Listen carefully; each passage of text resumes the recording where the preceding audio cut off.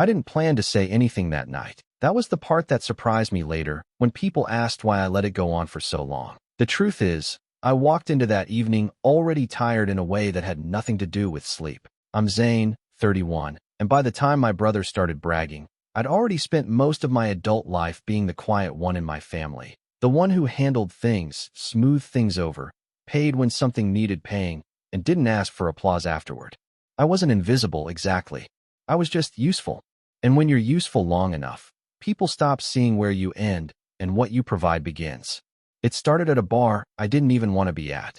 One of those places with warm lighting, overpriced drinks, and music just loud enough to force everyone to lean in and talk over each other.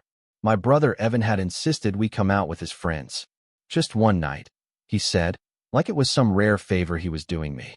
I remember standing there with a glass I hadn't touched, watching him hold court at the center of the table, laughing too loudly, slapping shoulders, telling stories that weren't quite lies, but weren't the truth either. I recognized the rhythm of it. I'd seen this version of him my entire life. Evan is 2 years younger than me, and if you asked my parents, he's the charismatic one, the people person, the guy who knows how to enjoy life. I was always the responsible one, the planner, the one who thought ahead. Growing up, that difference turned into a family joke, and then into a family expectation. Evan needed help. I helped. Evan messed up. I covered. Evan needed money for something temporary. I floated it. No one ever said this out loud, but it became understood. Zane would take care of it. Zane always does. So when Evan started talking about our money, I noticed it the way you notice a crack forming in glass. Quietly, carefully, like if I didn't move, maybe it wouldn't spread. One of his friends asked about a recent trip Evan had taken, something expensive and spontaneous. Evan grinned and waved his hand like it was nothing. Family takes care of this stuff, he said, leaning back in his chair. That's just how we're set up. A couple of them nodded, impressed. Someone laughed and said I must be lucky. Evan didn't look at me when he replied. He just kept going. Yeah, man. We've always done it this way. It's basically shared. What's mine is his, what's his is mine. That kind of thing. I sat there, listening, feeling something tighten behind my ribs. Because that wasn't true. Not really. It had never gone both ways. I could count on one hand the number of times Evan had covered something for me, and I wouldn't even need all my fingers. But I didn't interrupt. I didn't correct him. I took a sip of my drink and stared at the condensation on the glass, reminding myself that this wasn't the place.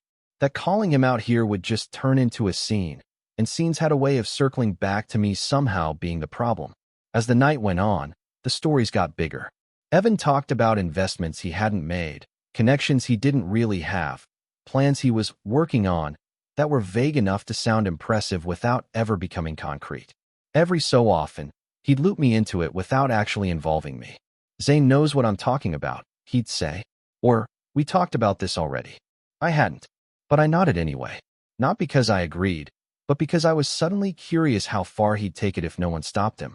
There was a moment, somewhere between the second round and the third, where one of his friends leaned toward me and said, half joking, must be nice being the financial brain behind the operation.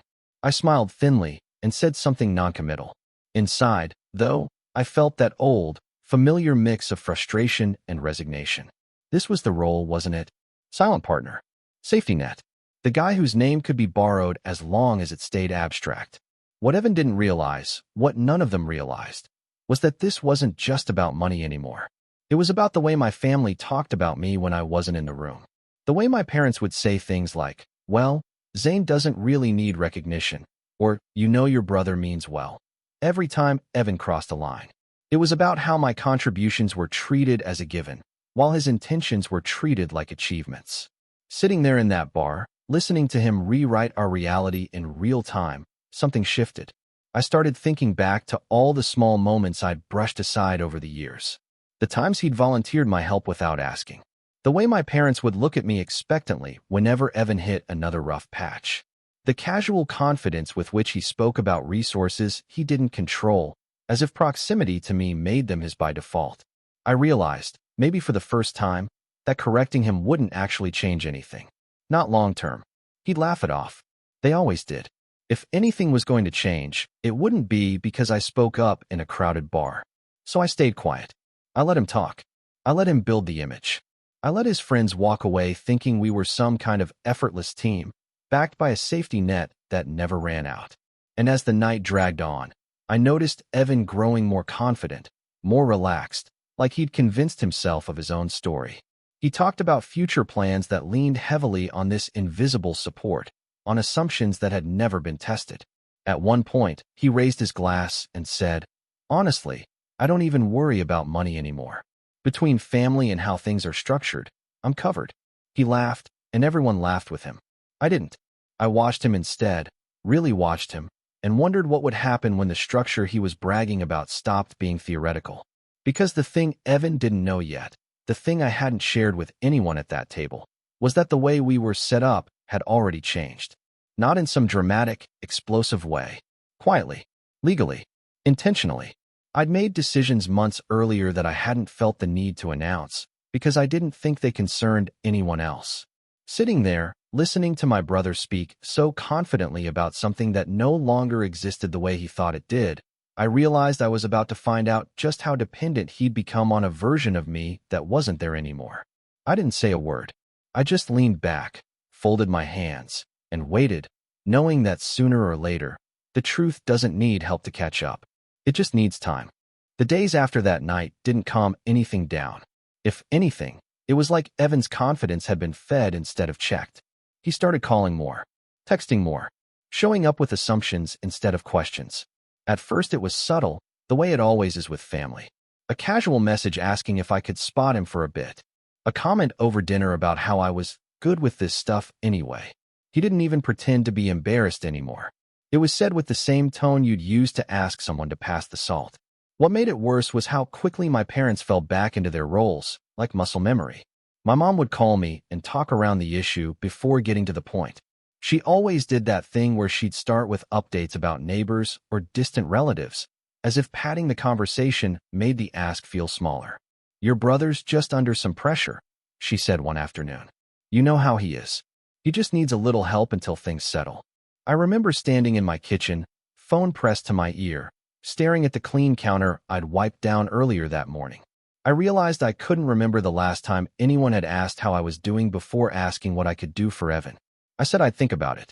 She sighed, not dramatically, just enough to signal disappointment, and said, "Well, I hope you won't let family struggle if you can help."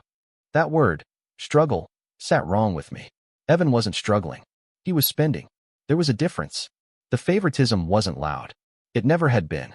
It was quiet and constant, like background noise you only notice when it stops. If Evan missed a deadline or messed something up, it was stress, bad timing, someone else's fault. If I hesitated, even once, it was questioned, analyzed, remembered. I started noticing how often my parents framed my boundaries as problems and his expectations as needs. A week later, Evan invited me to dinner. "Just the two of us," he said. I almost laughed when he said it would be nice to catch up, because we hadn't drifted apart. I just stopped automatically saying yes to everything. Still, I went. Part of me wanted to believe this was him reaching out. Another part of me wanted to see what angle he was taking now. We sat at a place he liked, somewhere familiar enough that the staff greeted him by name. He ordered confidently, without looking at prices. Halfway through the meal, he leaned back and sighed like he was exhausted. "Man," he said, "I don't know how you do it. Always so calm. I feel like everything's on my shoulders lately." I waited. I'd learned that if you didn't fill the silence, Evan would. "I've got some opportunities coming up," he continued. "Big ones. But you know how it is, you need a little runway. I was thinking maybe we could move some things around. Temporarily." He said temporarily the way people say don't worry, as if the word itself was a guarantee. I asked him what he meant by move things around. He blinked, genuinely confused. "You know," he said, gesturing vaguely. "Accounts. Access. Just until things stabilize." The casualness of it caught me off guard. He wasn't asking to borrow anymore. He was talking like it was already agreed upon, like the only thing left was logistics. I told him I wasn't comfortable with that. I kept my voice even, calm.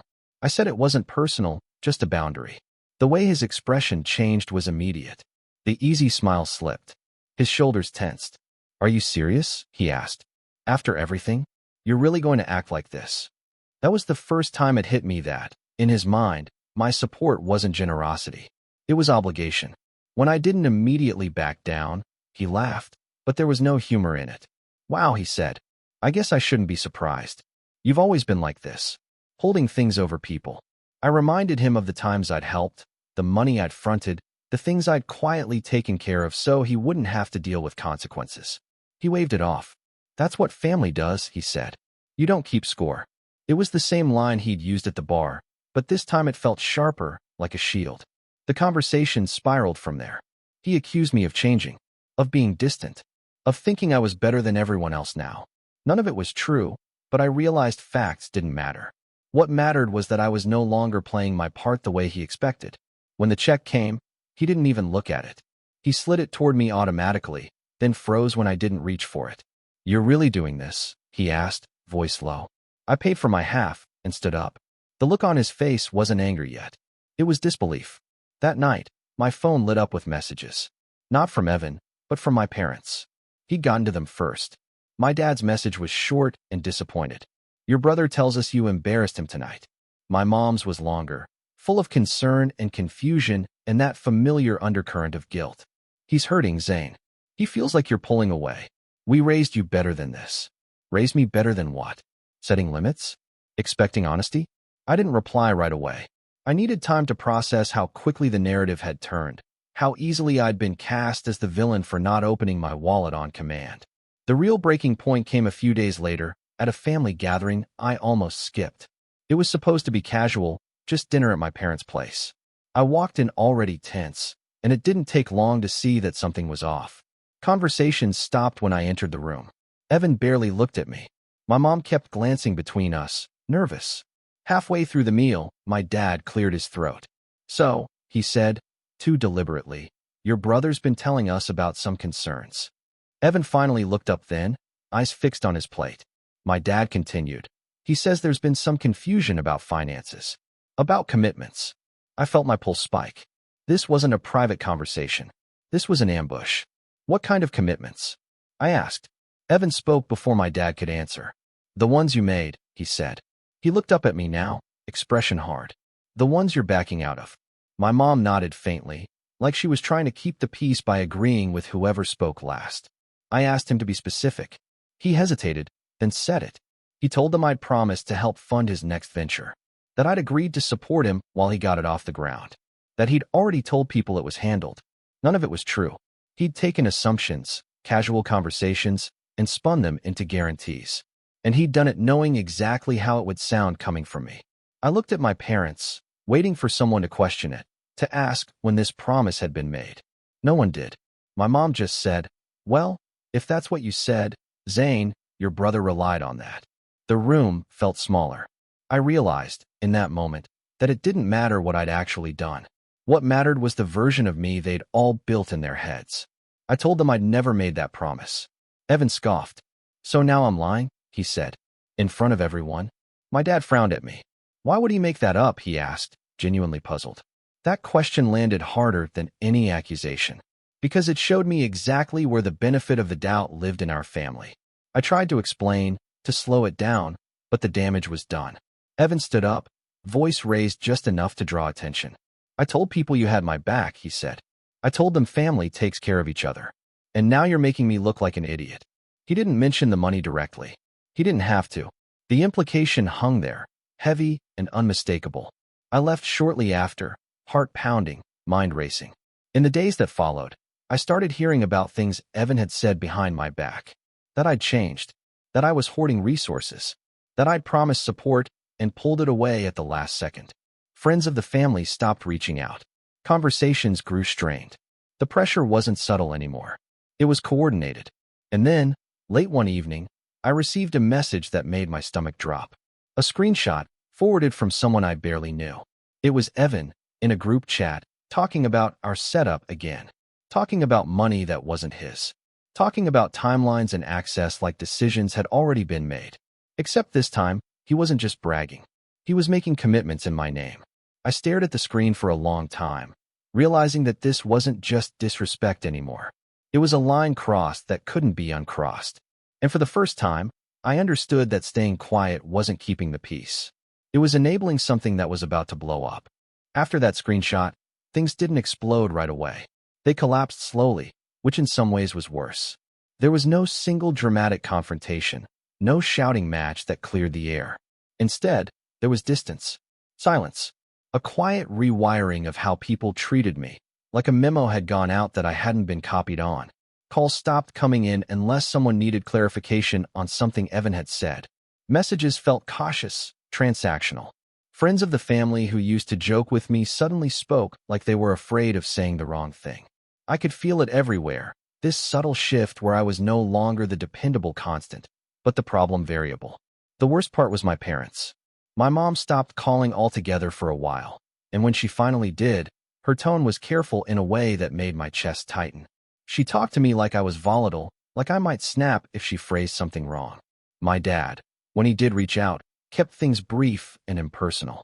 Updates, logistics, no warmth, no curiosity about my side of things. It hit me harder than I expected. I'd spent years telling myself I didn't need validation from them, that I was fine being the steady one in the background. But when that background role was stripped away and replaced with suspicion, I realized how much of my identity had been tied up in being needed. When that was gone, there was a hollow space where certainty used to be. There were nights I sat alone in my apartment, lights off, replaying conversations in my head, wondering if I should have corrected Evan sooner, if staying quiet had been a mistake, if I'd somehow caused this by not drawing lines earlier. That kind of thinking is dangerous because it turns self-reflection into self-blame. I started questioning things that had never been up for debate before. My judgment, my values, my worth. Financially, I was fine. Better than fine, actually. But emotionally, I felt stripped down, exposed. I'd built my sense of contribution around what I could provide for others, and now that I wasn't providing in the way they expected, I felt purposeless. I didn't like admitting that to myself. It sounded weak, but it was honest. Evan didn't reach out during that time. Not directly. I heard about him through others. About how stressed he was. About how unfair this all was for him. About how he'd been counting on things that now weren't happening. Every story was framed like a tragedy where he was the victim of sudden abandonment. No one mentioned the assumptions he'd made, the promises he'd invented, the way he'd spoken for me without ever asking. I hit what I'd call my low point a few weeks after everything went quiet. I'd had a rough day at work, nothing dramatic, just the kind that drains you. I came home, dropped my keys on the counter, and realized there was no one to talk to about it. Not because I lacked people, but because the people who had always been there were now distant, conditional. And for the first time in a long time, I felt truly alone. That night, I didn't distract myself. No background noise, no scrolling, no numbing. I sat with it. And somewhere between frustration and sadness, something shifted. I asked myself a question I'd avoided for years. If I stripped away what I did for my family, who was I left with? Not what could I provide. Not how useful I was. Just me. The answer didn't come all at once. It came in small, uncomfortable realizations. I was competent. I was disciplined. I'd built stability quietly, without applause. I'd made choices that protected my future, even when it wasn't popular. None of that disappeared just because someone decided to resent me for it. I started rebuilding, but not in the way people usually imagine. There was no dramatic transformation montage. No big announcements. I rebuilt internally first. I stopped explaining myself to people who had already decided who I was. I stopped preemptively defending boundaries I was allowed to have. I let some calls go unanswered. I let some assumptions sit uncorrected. I also started putting energy back into parts of my life I'd neglected. I took on a project at work that I'd been putting off because it required focus and risk. I said yes to opportunities that had nothing to do with my family. I spent time with people who knew me as Zane, not as a role, not as a resource. The more I did that, the clearer things became. I could see the pattern now, stretched across years. How my reliability had been mistaken for obligation. How my silence had been interpreted as consent. How Evan, in particular, had built his confidence on the assumption that I would always be there to catch him. Seeing it didn't make it hurt less, but it made it make sense. There was a strange relief in that. Pain with context is easier to carry. Evan eventually did reach out, but not the way you'd expect. He sent a message late one night that was long and carefully worded. He talked about misunderstandings, about stress, about how things had gotten blown out of proportion. He didn't apologize. Not really. He framed everything as unfortunate timing and emotional reactions. He asked if we could reset, and move forward. I didn't respond right away. I read it a few times, noticing what wasn't there. No acknowledgement of the lies. No ownership of the damage. Just a desire to restore the setup that had benefited him. I realized then that reconciliation, as he understood it, meant me stepping back into my old place. Quiet. Supportive. Available. I didn't say yes. I didn't say no either. I said I needed time. That answer didn't go over well. Within days, the pressure returned, subtle at first, then less so. My mom called, voice tight, asking why I was dragging things out. My dad hinted that holding grudges wasn't healthy. Evan's name came up in conversations like a fragile thing I was expected to protect. But something had changed in me. The guilt didn't land the same way anymore. I could hear it for what it was, discomfort with a system that no longer worked the way it used to. And instead of scrambling to fix that discomfort, I let it exist. Quietly, I made more decisions. Practical ones. Protective ones. I reviewed arrangements I'd set up years ago, ones I'd never thought twice about because they'd always been framed as temporary or flexible. I adjusted things, clarified things, not out of spite, but out of necessity. If my name was going to be used, it was going to be used accurately or not at all. I didn't tell anyone I was doing this. There was no need. The less noise I made, the more clearly I could see who reacted to what. And I noticed something interesting. The people who valued me reached out without conditions. The ones who didn't. By the time Evan realized I wasn't going to fold, I was no longer the same person who'd sat silently at that bar. I wasn't angry. I wasn't eager for confrontation. I was steady in a different way now, grounded in something that didn't depend on being needed by people who took me for granted. The real rise, I think, was internal. I stopped measuring my worth by how much peace I could keep for others. I started measuring it by how much peace I could keep for myself. And that's when I got the message that changed everything. Not from Evan, from someone else. Someone who'd been in that group chat. Someone who assumed I already knew.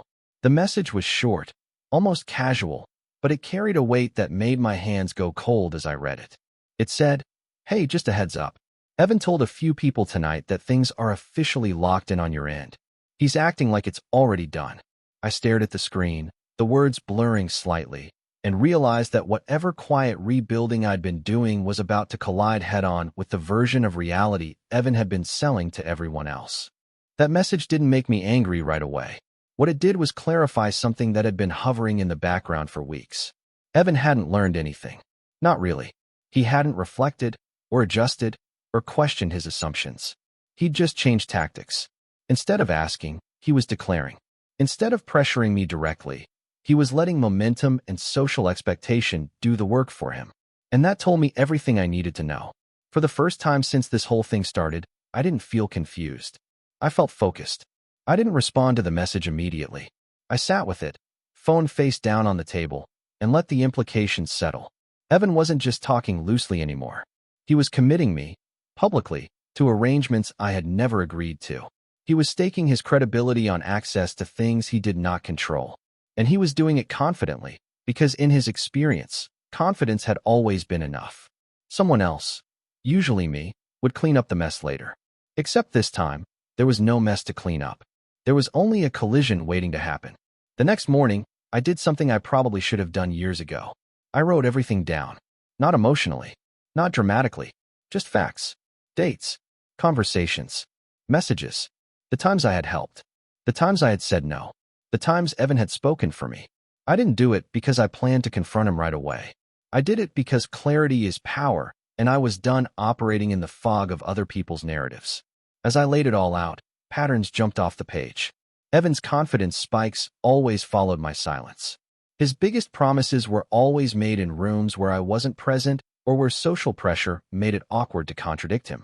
And my parents' disappointment always followed his version of events, never a neutral one. It wasn't malicious in a movie villain way. It was entitlement reinforced by years of being indulged. Once I saw that, the setup became less about revenge and more about inevitability. I started quietly reaching out to a few people. Not to gossip, not to complain, just to clarify. People who mattered. People whose opinions carried weight in the same circles Evan had been bragging in. I didn't accuse him of anything. I didn't trash him. I simply corrected assumptions. Calmly. Factually. No, that's not accurate. That hasn't been agreed to. I'm not involved in that. The reactions were subtle, but telling. Confusion. Surprise. A few awkward pauses. One person actually laughed, thinking I was joking, until they realized I wasn't. That was when I knew Evan had been speaking with absolute certainty. Not hypothetical plans. Not maybe. Certainty. At the same time, I tightened my own circle. I stopped sharing details about my life with my family beyond surface-level updates. I didn't announce decisions. I didn't explain changes. I simply made them. The less information they had, the less they could reinterpret. My parents noticed, of course. My mom asked why I seemed distant. My dad commented that I was being formal. I didn't argue. I didn't justify. I said I was busy and left it at that. It was remarkable how unsettling that was for them. They were used to access, used to commentary, used to being part of the process. My quiet refusal to engage felt, to them, like rebellion. Evan tried again, more directly this time. He called me late one evening, voice too upbeat. "Hey," he said, like nothing was wrong. "We need to sync up. Some timelines are moving faster than expected." I asked him what timelines he meant. There was a pause, just a fraction of a second too long. Then he launched into it. Deals. Expectations. People waiting on confirmation. He spoke fast, stacking assumptions on top of each other, trying to overwhelm me with inevitability. It was the same tactic he'd always used, just louder now. I let him talk. I didn't interrupt. When he finally stopped to breathe, I said, "I'm not part of that. Just that." No explanation. He went quiet, then defensive, then indignant. "You can't do this," he said. "People are counting on it." The irony almost made me smile. People were counting on my resources without my consent, and somehow that was my problem. I told him he shouldn't be promising things that weren't his to promise. He snapped back that I was embarrassing him, that I was making him look unreliable. I almost corrected him, almost told him that he'd done that himself. Instead, I said, "You did that when you spoke for me." That was the first time he got angry. Not performative frustration, real anger. He accused me of sabotaging him, of being jealous, of holding power over him just to prove I could. I listened, detached, because I recognized the desperation underneath. His version of reality was starting to crack, and he didn't know how to hold it together without me reinforcing it. After that call, I knew the timing mattered. If I confronted him directly, he'd spin it. If I announced anything publicly, it would look reactive. The only move that made sense was patience. I kept preparing, quietly, methodically. I double-checked everything that had my name attached to it. Anything ambiguous, I clarified. Anything informal, I formalized. Anything that relied on assumptions, I removed. It wasn't dramatic. It was administrative, which, in some ways, made it more final. There would be no room for interpretation when the moment came. I also noticed something else during this time. People started asking me questions Evan used to answer for me, directly, without going through him. That told me his authority was already slipping. Confidence without substance only works until someone checks. The final piece of the setup came from an unexpected place. A mutual acquaintance reached out, someone who had been impressed by Evan's stories and had started asking practical questions. Numbers, access, timelines. Evan, apparently, had deferred. "Zane will handle that part," he'd said. I was asked, politely, to confirm. I read the message slowly. This wasn't gossip. This wasn't rumor. This was a direct test of the story Evan had been telling. And I realized that I didn't need to expose him. I didn't need to confront him publicly. I didn't need to do anything dramatic at all. All I had to do was tell the truth. But not yet. Because timing is everything. And Evan was still talking. Still bragging. Still laughing about our money and how we're set up. Still borrowing my name like it was his shield. I let him. I let the expectations grow. I let the commitment stack up. I let the moment ripen, knowing that when reality finally asserted itself, it wouldn't need my anger to make the point. It would speak for itself. And as I watched him build higher and higher on a foundation he didn't own, I knew exactly when I would stop staying quiet. Just not yet. The moment arrived on a Tuesday afternoon, quietly, without ceremony. No raised voices. No dramatic confrontations. Just an email. It was from the same acquaintance who had asked me to confirm Evan's claims. The subject line was neutral, professional.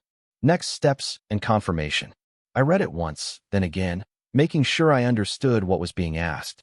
They wanted written confirmation that I was backing the arrangement Evan had described. Not verbally. Not implied. Written. Dated. Traceable. I replied within 15 minutes. I kept it short, polite, precise.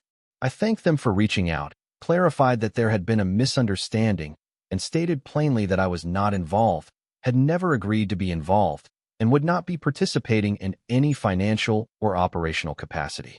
I didn't mention Evan's name. I didn't accuse. I didn't explain. I simply told the truth. I hit send, closed my laptop, and went back to work. The fallout didn't hit immediately. It rippled outward, like it always does when something people assumed was solid suddenly isn't. By that evening, my phone was buzzing. Missed calls. Messages that started with confusion and ended with urgency. Evan called 3 times in a row. I didn't answer. When I finally did respond, it was by text. I told him the truth. I wrote. Nothing more. That was when his world cracked. He showed up at my place the next morning without warning. I opened the door, saw his face, and immediately understood how deep this went. He wasn't angry anymore. He was panicked. His confidence was gone, replaced by that tight, hollow look people get when they realize the ground they've been standing on was never stable to begin with. "What did you do?" he asked, voice low. I clarified, I said. I didn't invite him in. I didn't need to. He ran a hand through his hair, pacing just outside my doorway. "You couldn't just talk to me first?" he demanded. "You had to go behind my back?" I almost laughed at that. "You mean the way you talk for me behind my back?" I asked. My voice was calm, steady. I wasn't shaking. I wasn't emotional. That seemed to unsettle him more than anger ever would have. "You knew people were counting on this," he said. "You made me look like I don't know what I'm doing." "No," I replied. "You did that. You just didn't expect anyone to check." He opened his mouth, then closed it. For the first time, there was nothing he could say that reframed the situation in his favor. No vague promises. No shared language. No family takes care of it shield. Just facts, standing where his assumptions used to be. He tried a different angle then. Apologies, sort of. He said he hadn't meant for it to go that far. That he thought I'd come around like I always did. That he'd already told people things were handled because that was how it usually went. Hearing it out loud was sobering. Not because it was new information, but because it was finally honest. "I'm not your safety net," I told him. "I never agreed to be. You decided that for me." He didn't yell. He didn't argue. He just stood there, deflated, realizing that whatever version of me he'd built his plans on no longer existed. The rest unraveled quickly after that. People started asking questions Evan couldn't answer. Timelines he'd promised suddenly needed revision. Access he'd implied turned out not to exist. The credibility he'd borrowed from my name evaporated overnight. It wasn't malicious on my part. I didn't call anyone to expose him. I didn't post anything. I simply refused to reinforce a lie. My parents called later that week, shaken and defensive in equal measure. My mom asked why I hadn't told them sooner that things had changed. I told her they hadn't asked. My dad wanted to know why I'd let it get this far. I told him I hadn't been the one making promises. That was the first real conversation we'd had in years. It wasn't pleasant.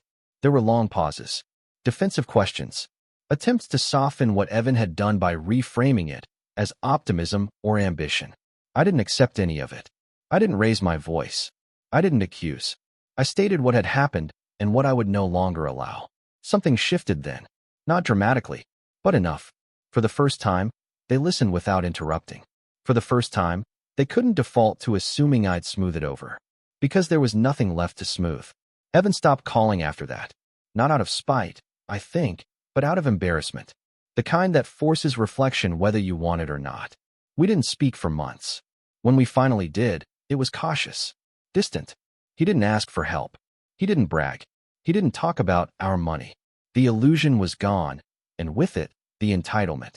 As for me, I didn't feel triumphant. I felt settled. The revenge wasn't loud. It wasn't theatrical. It was simply the removal of access. The refusal to be used as a backdrop for someone else's confidence. Watching the consequences land wasn't satisfying because he suffered. It was satisfying because the truth finally stood on its own, without me carrying it. The aftermath was quieter than I expected. Some relationships didn't recover. Others improved in small, meaningful ways. I learned who valued me for who I was, not what I could provide. I learned that silence can be powerful, but only when it's chosen, not assumed. And the next time I sat across from someone and heard them talk confidently about things that weren't theirs, I didn't feel the need to interrupt. I knew better now. Because the strongest correction isn't confrontation. It's letting reality speak and no longer volunteering to translate it for someone who never listened in the first place. You ever have one of those moments where you're standing in a room full of people who think they've got you all figured out, like they wrote your life story without ever reading a single page? That was me last spring, holding a lukewarm paper cup of coffee in my cousin's shiny new kitchen, nodding politely while silently wondering why I even bothered showing up. My name's Oliver, I'm 29, and apparently, to some people in my family, that makes me a failure on a timer. It was supposed to be a casual housewarming party. Nothing fancy, just finger foods, some cheap wine, and enough small talk to suffocate a mountain lion. My cousin Aiden had just bought a place in a brand new development about 40 minutes from the city. Big 2-story house, all white siding and clean stonework. Cookie-cutter luxury, you know the type. His parents were beaming like he'd just cured a disease, and half our family was practically doing cartwheels over the upgraded appliances and fancy zip code. I smiled, shook hands, and did my best to blend into the background. That's kind of my superpower. People underestimate me because I let them. I prefer it that way. The thing is, I've never been the type to flaunt anything. Not my work, not my money, and certainly not my wins.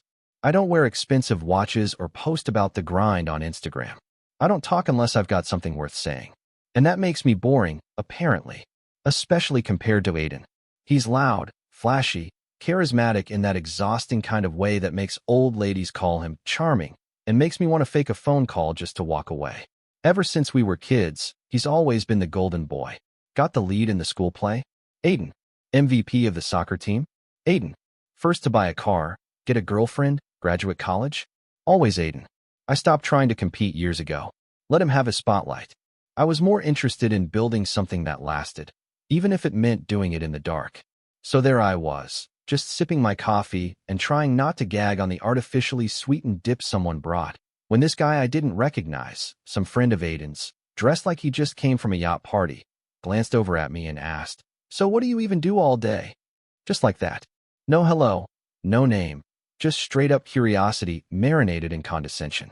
The room got quiet for a split second, just long enough for my aunt, Aiden's mom, of course, to jump in before I could answer. "He's still figuring life out," she said with a smirk that barely hid her judgment. "Some people peak late." Everyone chuckled. It was one of those polite, pitying laughs that makes you feel like a charity case at your own family's table. I smiled tight and took another sip of coffee, letting the burn in my throat distract me from the one in my chest. I wanted to say something. Something clever. Something devastating. But I didn't. I just stood there, nodded, and said nothing. Because I knew something they didn't. I knew that the very foundation of the house they were fawning over had my fingerprints all over it. The development, the builder, the land acquisition, that was my company's project. Not that I stamped my name across everything. My firm, Avondale Property Group, was designed to be quiet power. We acquired, we developed, we flipped. And we did it clean, fast, and professionally. My name wasn't on the sign, but it was on every contract. We don't advertise to the public. We don't need to. Most of our clients come through referrals, private deals, and sealed handshakes. But Aiden? He had no idea. And why would he? I never told him. I hadn't even seen him in over a year before this party. Last time we talked, he gave me unsolicited advice about how I should get serious about my future because no one's going to take you seriously if you're still playing around with side hustles. That side hustle was closing $12 million in deals that quarter. But sure, let's pretend I'm the underachiever. As the afternoon rolled on, the conversations got louder, the drinks flowed, and I sank deeper into my quiet corner of the kitchen, watching it all unfold like a play I'd already read the ending to. They praised the neighborhood, the layout, the finishes. Aiden bragged about how he locked this place down before the market went crazy and how he knew a guy who knew a guy to get him a deal. I just smiled, let him have his moment. But then came the moment that shifted everything. Aiden's dad, my Uncle Rick, mentioned the developer's name. Said it loud and proud like he'd memorized it just to flex in front of his friends. "Can't beat a property by Montwell Urban Holdings," he said, clapping Aiden on the back. "Smart move, son. This place is going to double in value." Montwell Urban Holdings. That was one of our shells. One of the quiet companies we used to develop properties without tying them directly to Avondale. And just like that, I couldn't help myself. I turned to Aiden, calm as ever, and said, "You're welcome." He blinked. Huh. I nodded toward the hallway table, where the deed packet was still sitting from when someone had asked to see the floor plan. Check the stamp on the deed. He wandered over, still riding the high of being the family golden boy. He picked it up, flipped through, paused, and then went pale. The Montwell stamp was there, sure, but underneath it, barely noticeable unless you knew what to look for, was the Avondale seal. And just below that, my initials. He looked at me, confused. Wait, you work for them? I didn't answer right away. I let the silence hang, let everyone in the room start to tune in again, eyes darting between us. Then I said, just loud enough to carry, "I built them." It was like watching a balloon deflate in real time. Aiden just stood there, gripping the edge of the deed packet like it was a cheat sheet he didn't study hard enough. His mouth opened once, then again, but no words came out. I could practically see the math happening behind his eyes. Montwell Urban Holdings, Avondale Property Group, my initials on the document, trying to patch it all together. Everyone else started to quiet down, the hum of conversation tapering off as curiosity bloomed in the room like smoke. My aunt's smile faltered. Uncle Rick leaned forward. And me? I didn't say another word, just gave a polite nod, turned, and walked out to the backyard. The patio was quieter. A string of cheap solar lights was hung over the fence, swaying a little in the breeze. I found a spot near a potted plant and pulled my phone out, pretending to scroll. Inside, I could hear the questions starting. Aiden whispering something to his dad, my aunt's voice tightening with that nervous edge that only shows up when control starts slipping. They weren't angry yet. Not yet. But they were unsettled. And in families like mine, being unsettled was step one on the road to being ugly. I should have left right then, slipped out the side gate, gotten in my car, and driven off into a life where I didn't have to pretend around people who only saw what they wanted to see. But I didn't, because some part of me, some buried, tired part, wanted them to see me for once. Not the version they projected, but the one I built piece by piece while they rolled their eyes and made jokes behind my back. I didn't want revenge. I just wanted recognition. Or maybe I wanted both. It's hard to tell sometimes. But what I got instead was something else entirely. Aiden came outside first. He had that fake grin he always used when he was cornered, but trying to act like he wasn't. "Hey man," he said, sitting on the edge of the patio railing. "So you're in real estate." I glanced at him. Among other things. He nodded slowly, like he was trying really hard to look impressed. "Didn't know that. That's cool. Like, development and stuff." I nodded. "We did this whole subdivision. Your lot, the 8 around it, the 2 cul-de-sacs across the street. The firm I run bought the land from the county before it was zoned. We got the permits pushed through, contracted the build, handled the landscaping contracts. Even oversaw the fiber optic installs." His eyebrows twitched. "So you were like management?" I looked at him for a long second. He wasn't trying to be insulting. He genuinely didn't understand that what I was describing meant ownership, power, vision, not just managing someone else's dream, but crafting it from scratch. I could have explained it, but I didn't. I just gave him the same kind of tight smile they all used to give me, and said, something like that. He nodded again, clearly uncomfortable. "You should have said something, man. I didn't even know you were working.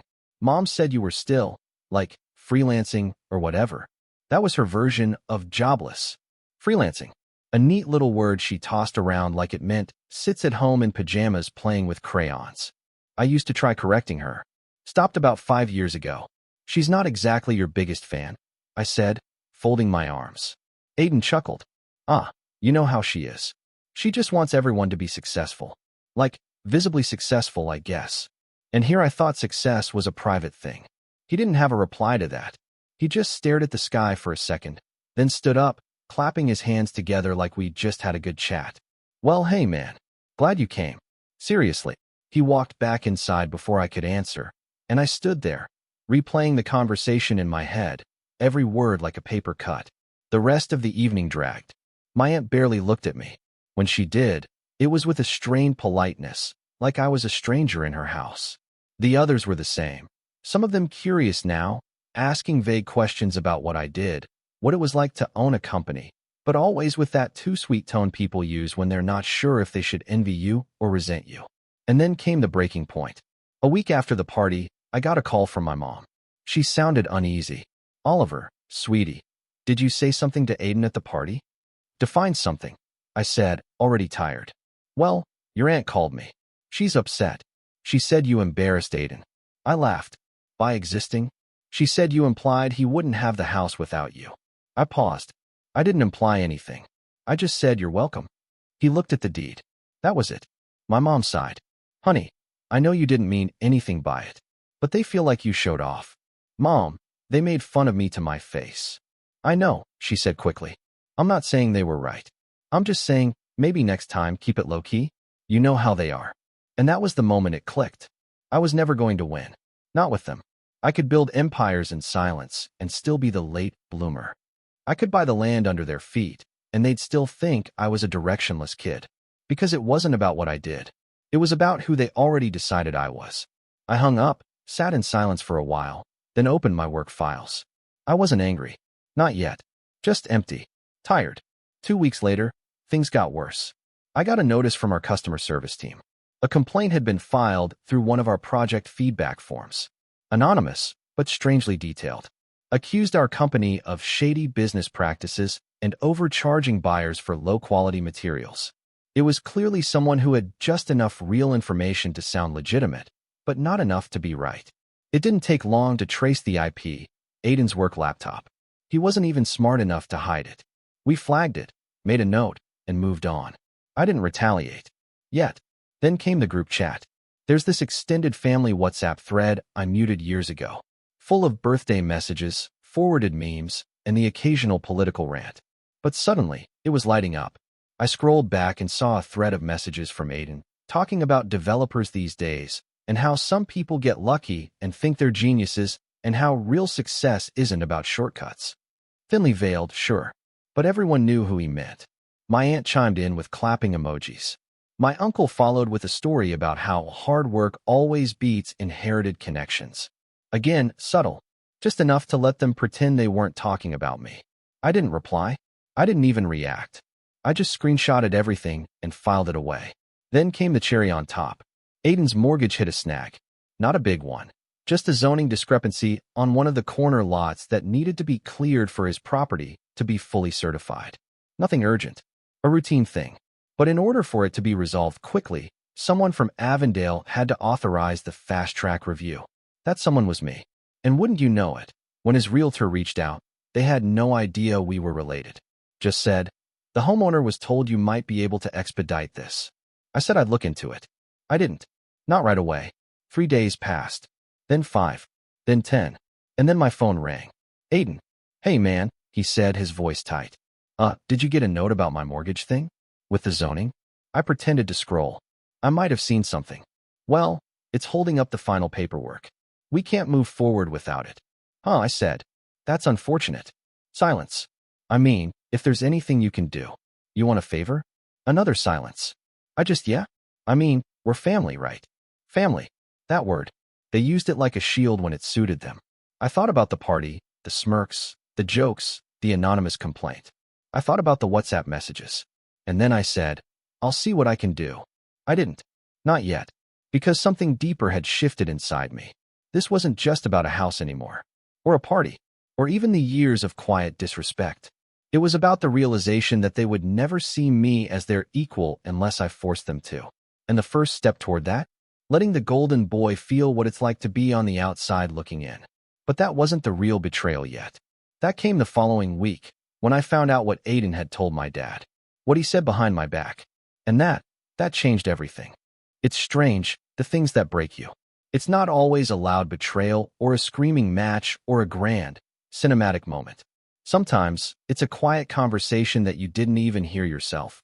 But somehow, the echo finds its way to you anyway. That's what happened a few days after I told Aiden I'd see what I could do about the zoning issue. I was doing what I always do, working late, files open, phone on silent. Another quiet night of progress that no one claps for, when I got a call from my dad. Now, you should know something about my dad. He's never been the talkative type. We're not the kind of father and son who bond over fishing trips or trade jokes over beer. He's a good man, just pragmatic. Old school. Raised in an era where showing emotion was seen as weakness and working with your hands was more respectable than typing on a keyboard. He never quite understood what I did for a living, and I never pushed to explain it. But he respected me in his own way. At least, I thought he did. That night, though, he sounded different. Stiff. Hesitant. "You got a minute?" he asked, like he was calling about a busted pipe or a neighbor's dog. "Yeah," I said, saving my progress. "What's up?" He cleared his throat. "Look, I'm not trying to get in the middle of anything, but your cousin Aiden, he called me." I didn't say anything. Just waited. "He said you've been giving him the runaround. That there's some permit issue with his house, and you're holding it up over some personal grudge." I blinked, stunned. He said that. More or less. I didn't want to believe it. But he sounded upset. Said you were being petty. Petty. I nearly laughed. After everything, I was the petty one? "I haven't done anything," I said carefully. "I didn't cause the permit issue. I just haven't expedited the fix. Which, by the way, I'm under no obligation to do. Especially for someone who's been mocking me behind my back." Dad was quiet. Then, he said you were bitter. That you always resented his success. There it was. Resented. That word cut deep. Because it wasn't just a lie. It was a complete rewriting of our history. I'd never resented Aiden's success. I resented the way my family acted like his success was the only one that mattered. I resented being made invisible every time he walked into the room. But him? No. I wanted him to do well. I just didn't want it to come at the cost of my dignity. "I don't resent him," I said flatly. "But maybe I'm done pretending we're all on the same page." My dad sighed. "I don't know what's going on between you two, but I'm asking you, as your father, don't let this turn into something ugly. Do the right thing. Help him out." The call ended shortly after, and I sat there, staring at my screen, feeling something I hadn't felt in a long time. Alone. Not the kind of alone you feel when you're physically by yourself. This was deeper. The kind that seeps into your bones when you realize that no matter how much you accomplish, some people will never give you the benefit of the doubt. Even your own family. Aiden didn't just talk behind my back. He planted a narrative.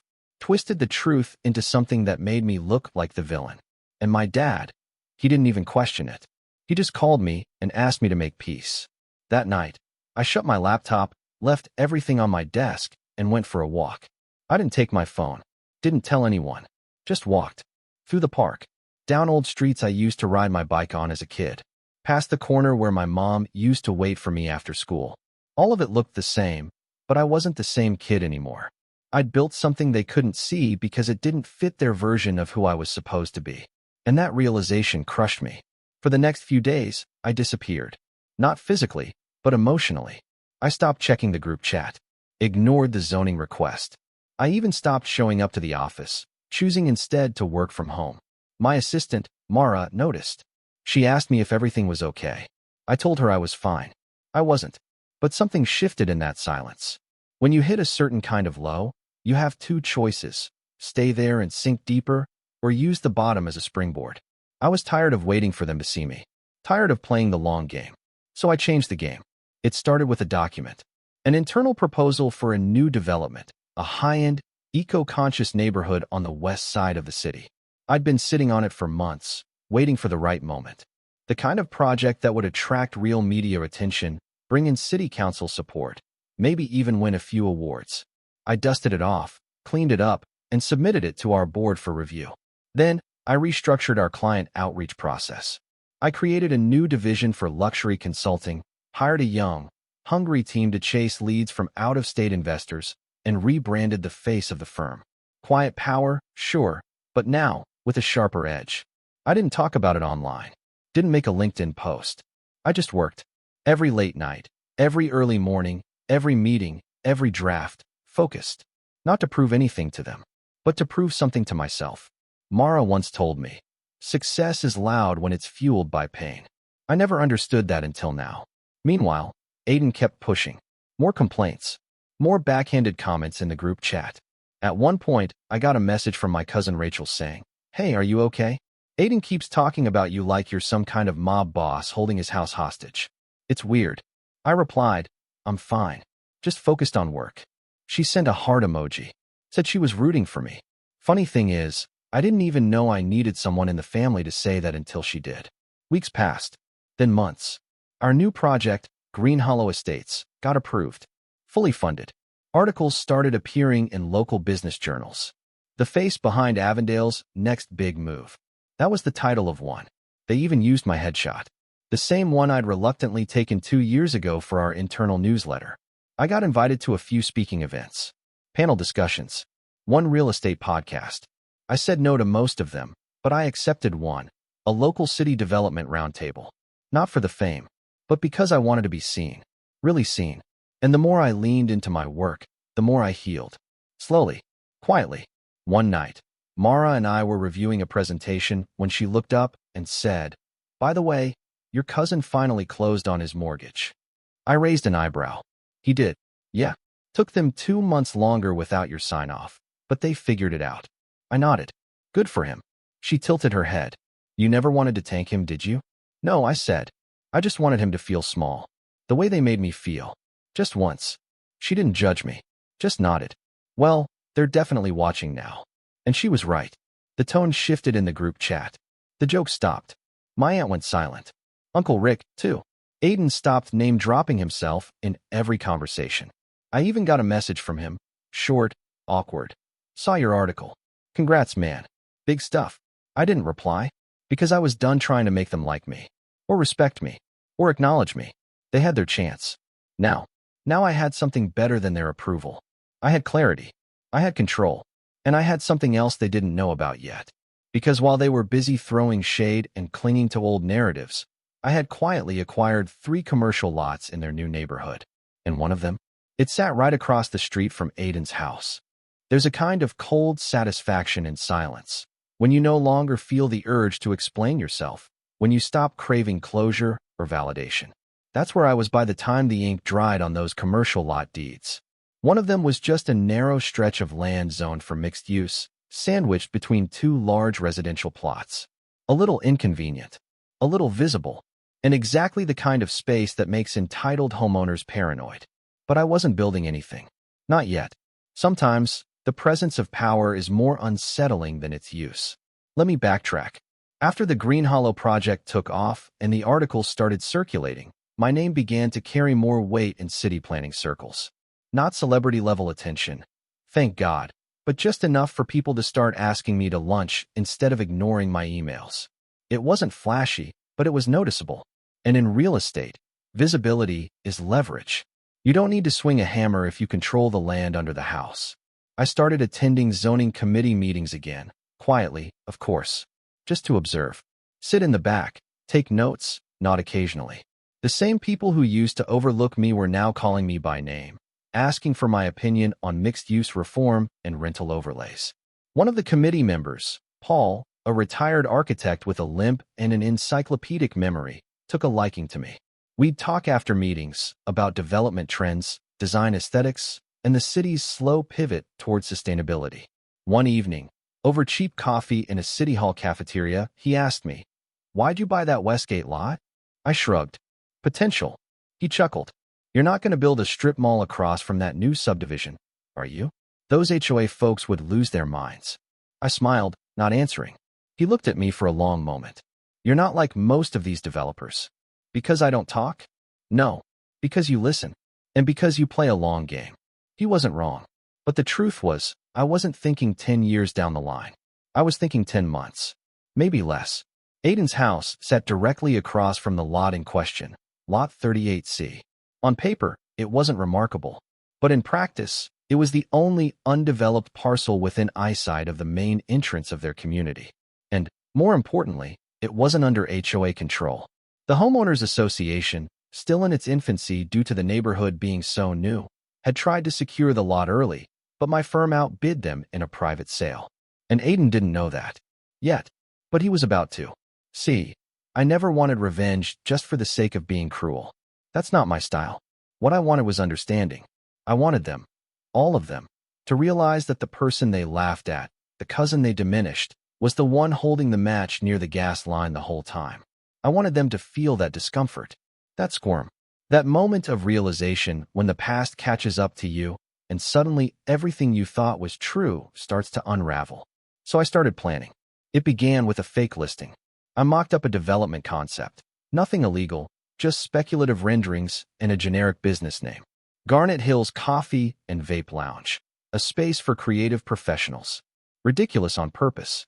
I had a designer friend whip up some polished graphics, sleek interior shots, moody lighting, a rooftop patio, even a small stage for live music. I uploaded the proposal to a zoning forum, tagged it as under consideration, and sat back. It took 3 days. 3 days before the HOA president, Karen Bannister, of course her name was Karen, got wind of it and sent an all-caps email to every homeowner in the community. Warning, concern, urgency. She even highlighted potential issues like parking overflow, suspicious clientele, and odor pollution from smoke products. Aiden forwarded the email to the family WhatsApp thread, adding, "What? This can't be real, right?" I said nothing. Another day passed, and then he texted me directly. "Aiden, 7:02 p.m. Yo man. Did you hear about this vape bar thing across the street from me? Total nightmare. Aiden, 7:05 p.m. Wait, do you still own land in this area? Aiden, 7:10 p.m. Oliver?" I didn't respond. Instead, I reached out to a friend, Lana.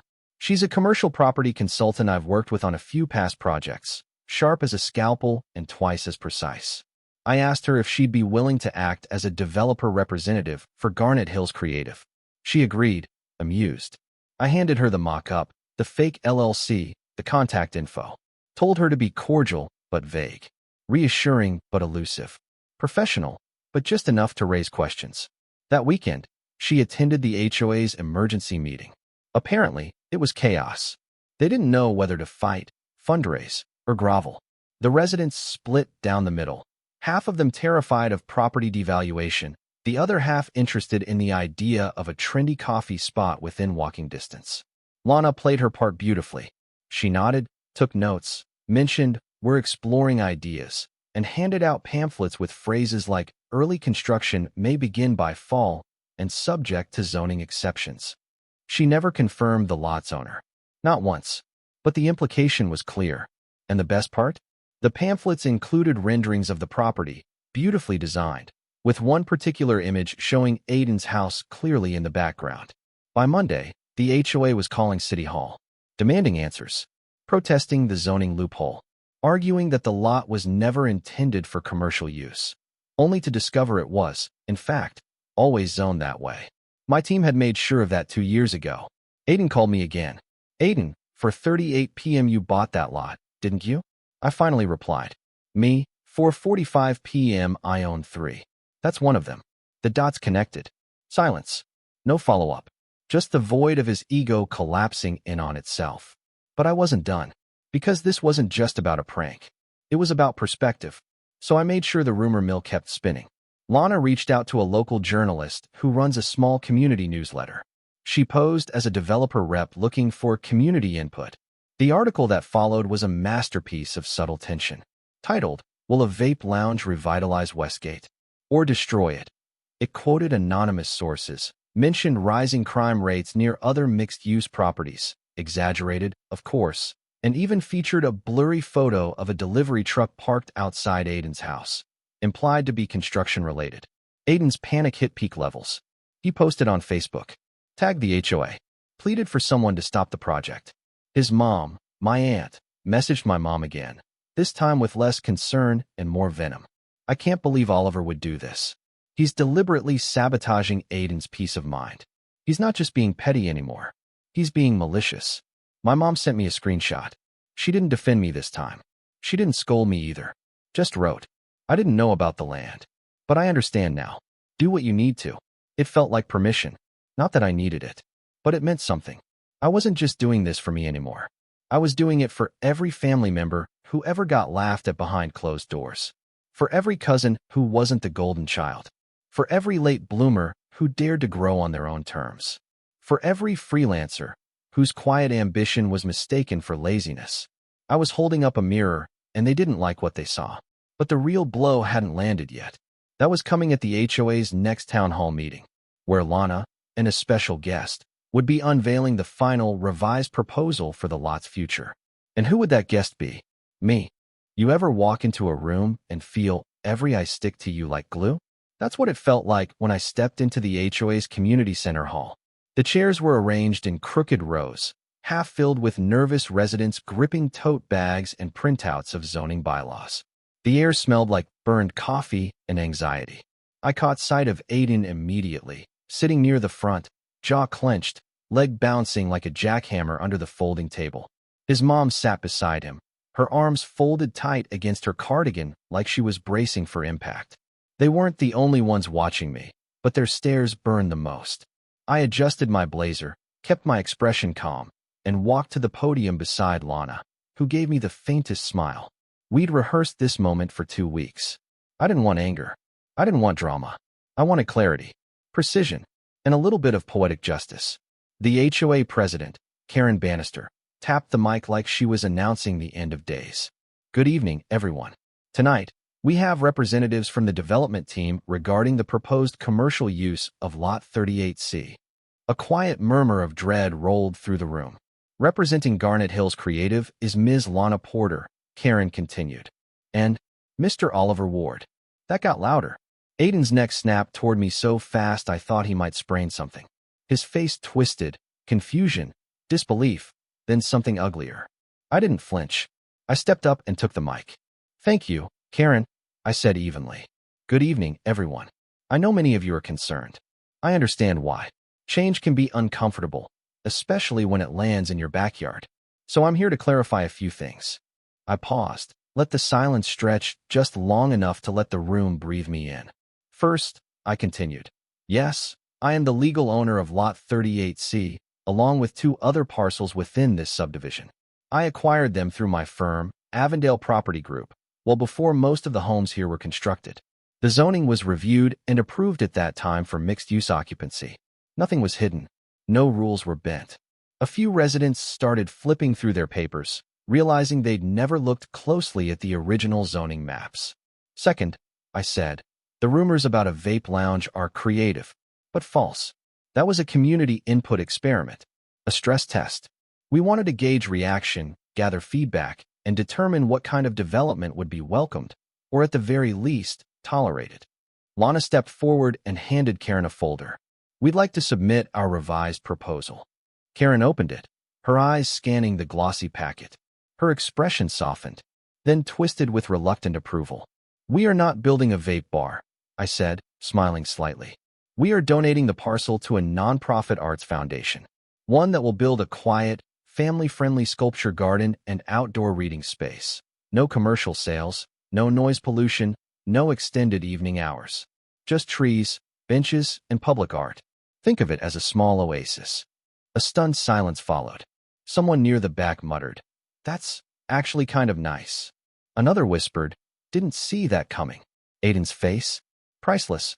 His mouth opened slightly, then closed, then opened again. He wasn't processing it. Not because he didn't understand, but because he did, and it was worse than anything he imagined. Because the truth was, he wanted a villain. He wanted me to be petty, spiteful, the jealous cousin who sabotaged his peace out of envy. But what he got instead was something worse, a mirror. I didn't need to destroy him. I just had to show him how small he was in a world I helped build. As the meeting wrapped up, people actually started clapping. Not everyone, but enough. A few residents came up to shake my hand, thank me. Even Karen, grudgingly, told me it was a pleasant surprise. I kept my replies polite, professional. I didn't gloat. I didn't smirk. I let the facts speak. But as I turned to leave, I caught Aiden in my peripheral vision. He was standing now, eyes locked on me. "Why?" he asked, quietly enough that no one else could hear. I stopped, turned to him, looked him right in the eye. "Because you asked me what I do all day," I said. "Now you know." I left him standing there, stunned, as the room emptied around him. The fallout came slowly. First came the apology text, short, vague, insincere. "Aiden, next morning, hey. Didn't realize everything you had going on. Sorry if I crossed any lines." I didn't reply. Then came the group chat silence. Weeks passed with no new passive-aggressive comments, no bragging, no humble updates about his new furniture or custom landscaping. My aunt went quiet, too. My mom told me she'd called her, tried to explain, tried to justify things by saying I'd been lucky or probably had help. My mom didn't argue this time. She just said, he built it. Every brick. The family dynamic shifted. Rachel, the cousin who once checked in on me, started forwarding me little things. Screenshots. Whispers. Aiden had become the guy people rolled their eyes at, not envied. The golden glow had dulled. People were remembering things, re-examining old conversations. questioning old assumptions. And me? I kept building. Green Hollow broke ground on Phase 2. Our sculpture garden project got a modest write-up in a local magazine, framed as a clever use of contested space. My firm's value grew, quietly, steadily. I made no speeches. I held no grudges. But I remembered. Because revenge doesn't always come in fire. Sometimes it arrives in silence. In the quiet gasp of realization. In the shift of a room's energy when you walk in. In the moment someone realizes you were never beneath them, you were just behind the curtain. And when the curtain falls, they're not laughing anymore. So when people ask me now what I do all day, I just smile and say, I make things. And sometimes, I make people see.